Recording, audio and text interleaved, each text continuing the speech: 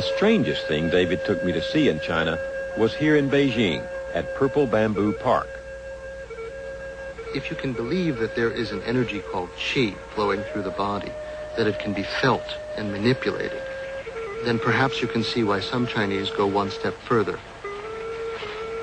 They call this teacher Master Shi, and he tells his new students, come here every morning at dawn for 3 years, and then I'll know you're serious. 3 years? Right, and that's just the beginning? Yes, but I'm warning you, Bill. What Master Shi claims he can do just doesn't look real.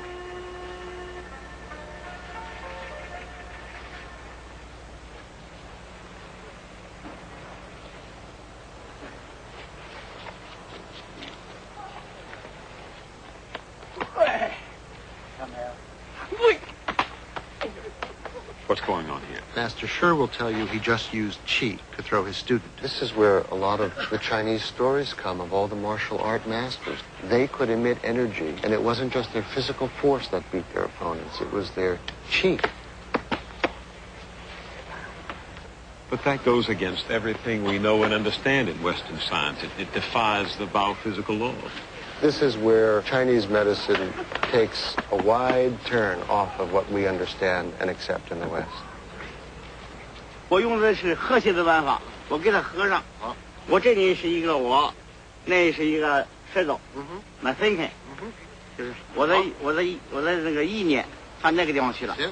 我的意念上那个去以后，我这个地方那个就是我的石子，这是我的曲子，我这也不使劲。对。要产生这种状态。对，这个不用力。不用力，没有用力，太极不用力的。对，没有抓我。我明白。啊，抓我的时候没有抓我没有用力，我不是这么抓不动。这个我也告诉他，我是用那个思想，我的意念一动，我的意念是一种能量，一种东西在。你做这个的时候，你有什么感觉？多说是热的感觉还是电的感觉？没有感觉。没有感觉。所以没有感觉是什么？太阳拉着地球转的时候，你有什么感觉呢？这个地磁场，你有什么感觉呢？你没有感觉的，因为它有一种平衡感。你别看老师隔着你打我，那就是你就他先退，然后你就放上，实际上他就是退。I don't.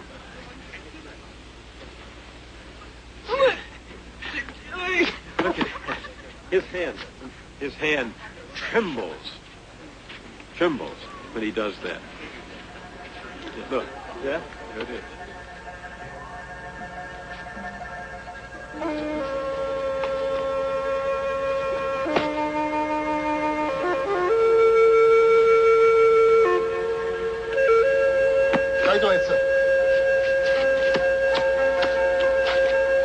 Oh.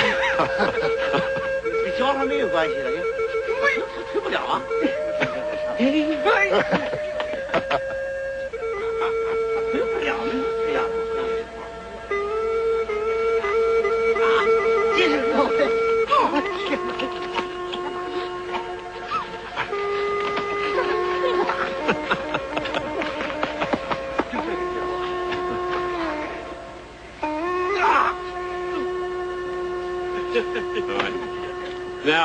Now, as an American student here studying this, what's happening?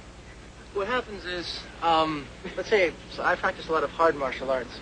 I go in with my strength, and I push as hard as I can. And actually what happens is, his energy goes out of his body and into your body. So that you become sort of a marionette on strings. Where if he wants to all of a sudden jerk you with just energy, he doesn't have to move his hand.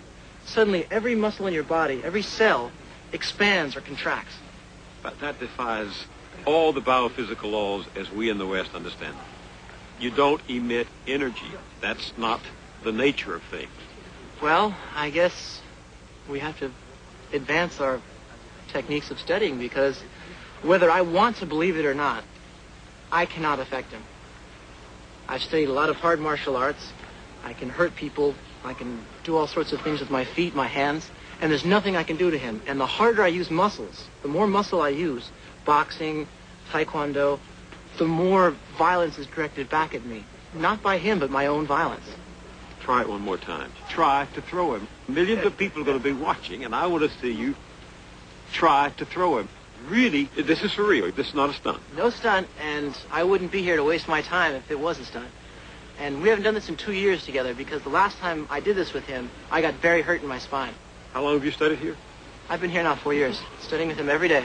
So if I can do what I'm doing now and affect him, upturn him, that means I've graduated to the next level and he would teach me something new. All right, let's see. So for me, it's very important that I do this, that I actually affect him. All right, let's see it.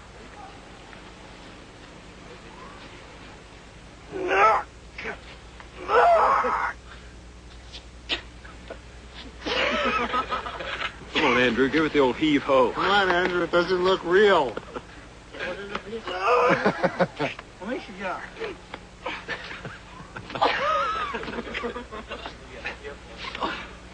So, you didn't do it. No, not yet. 4 more years? 4 more years.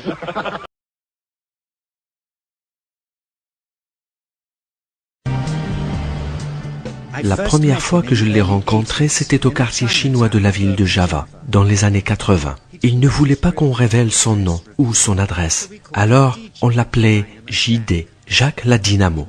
Il n'était qu'un simple guérisseur, disait-il, mais il avait cette capacité à produire une énergie puissante à partir de son corps, qu'il communiquait ensuite à ses patients. Parfois, il utilise des aiguilles, parfois juste ses mains. Il appelle cette énergie le Qi, une énergie si puissante qui fait appel à un assistant pour tenir les jambes des patients. Nous l'avions suivi durant des années dans ses tournées de guérison dans la ville de Java. Il refusait d'être filmé.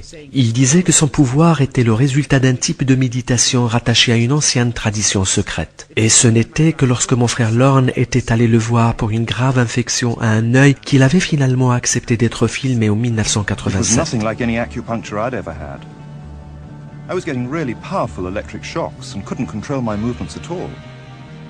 Yin yang, positive and negative, you know.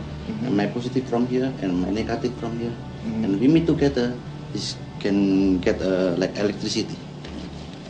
And is this because you're special? You have a special sort of It's body? meditation every day. It's meditation that does it. Meditation every day. Like you can touch me, like this. It's nothing, okay? It's my burn. It's just like this. Notre preneuse de son a elle aussi eu droit au choc électrique.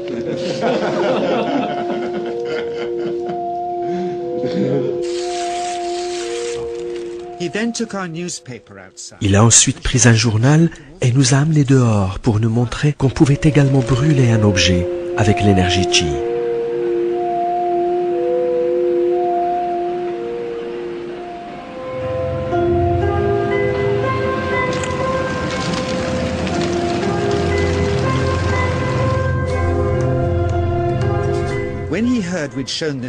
Lorsqu'il a appris que nous allions montrer ce film en public, il était très contrarié et il a refusé de nous recevoir de nouveau, malgré nos nombreuses tentatives. Après quelques années, nous commencions à désespérer de le revoir un jour. Mon frère Lorne ne l'a plus revu, car en 1997, il était déjà mort, quand je me suis de nouveau retrouvé avec JD, et c'était mon tour cette fois-ci d'être traité pour un problème d'yeux.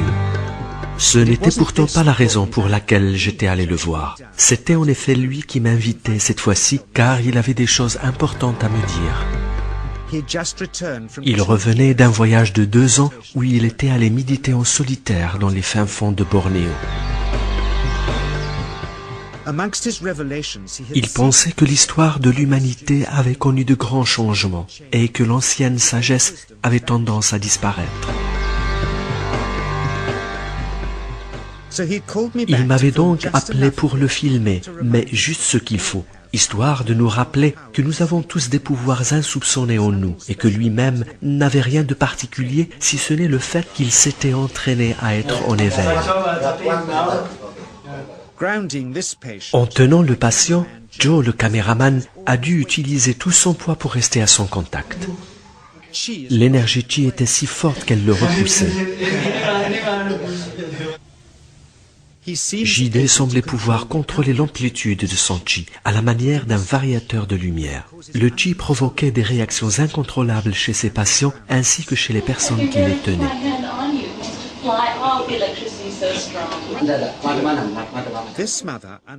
Cette maman recevait des décharges électriques chaque fois qu'elle touchait son enfant. Et comme il ne cessait de bouger, elle était obligée de le tenir et de faire contre mauvaise fortune bon cœur.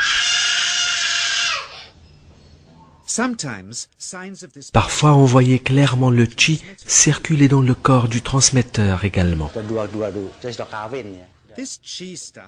Cette énergie chi n'est que la surface de ce que la méditation permet de faire.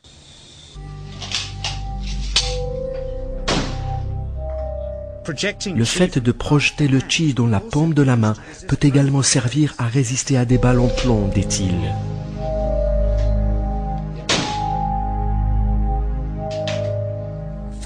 D'abord, on commence par apprendre à distinguer le chi-yin du chi-yang dans le corps, explique-t-il. Ensuite, on apprend comment attirer le chi dans le chakra du nombril et enfin comment le projeter. Et c'est ce mélange proportionné du yin et du yang qui explique les différents effets, comme pousser ou tirer un objet ou y mettre le feu. Il a ensuite parlé de choses bizarres, en disant que le chi-yin était la clé d'accès au monde des esprits. Il existe une longue tradition en Indonésie qui voudrait que les poignards soient habités par des esprits. Les gens les apportent ici pour voir s'ils dansent. Dans ce cas précis, explique-t-il, ils ne travaillent pas avec un mélange d'énergie yin et yang, mais se contentent de créer un champ d'énergie yin dans lequel l'esprit se manifeste s'il est présent.